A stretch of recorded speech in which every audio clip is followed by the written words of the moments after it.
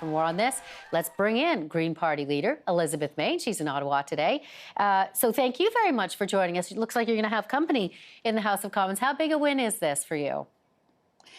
Well, it's huge. It's really a win for Paul Manley and the huge team of volunteers in Nanaimo Ladysmith. They did an amazing job, and they've been out knocking on doors for months. When Sheila Malcolmson stepped down back in December, and there were a lot of by-elections happening in Nanaimo Ladysmith because she ran for a provincial seat. So the by-election that should have probably happened at the same time as the other three that you'll recall were called in late January, this one got delayed till May 6th. And so it's quite unusual to have a by-election this close to a general. It's the last one we'll have before going to the polls in October.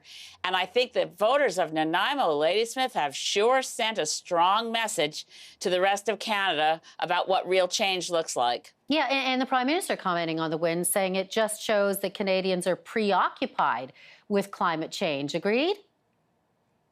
Yes, and there are other issues, of course. We didn't run a one-issue campaign. We're not a one-issue party. Paul Manley has a long reputation as a community activist working on issues from access to water and protecting our watersheds to issues of low-income housing and affordability.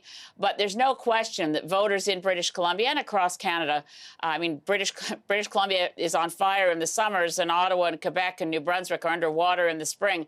It's not as though you can keep pretending that this is under control or that governments are doing enough, or I think Andrew Scheer thinks they're doing too much. The reality is we need to actually address the climate crisis as an emergency and take appropriate action so that Canadians can have confidence that their governments are doing the responsible thing. And what do you think it means, well, I guess to you, to the party in general, because of the win here, obviously, Prince Edward Island, in terms of the federal election just a few months away? Well, we obviously are very encouraged. We had at the beginning of the month of April, there were 10 elected Greens in provinces and federally. We're now 17. That's a lot of growth in a few weeks.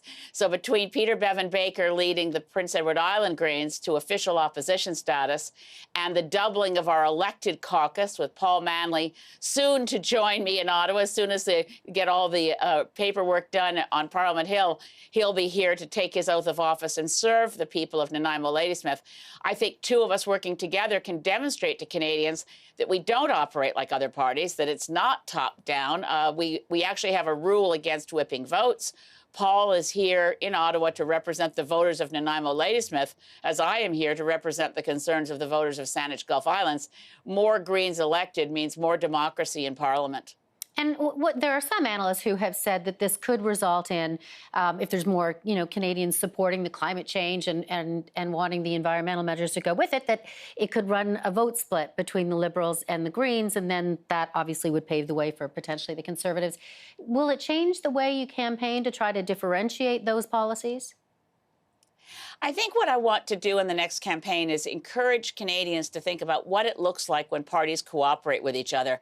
I think, with 6 parties now in the mix, and there will be 6 parties electing some number of members of Parliament. We don't know how many People's Party Maxime Bernier will elect, but between the Bloc Québécois, People's Party, Green Party, and the old line parties, there'll be 6 parties in Parliament. That increases the chances of a minority Parliament.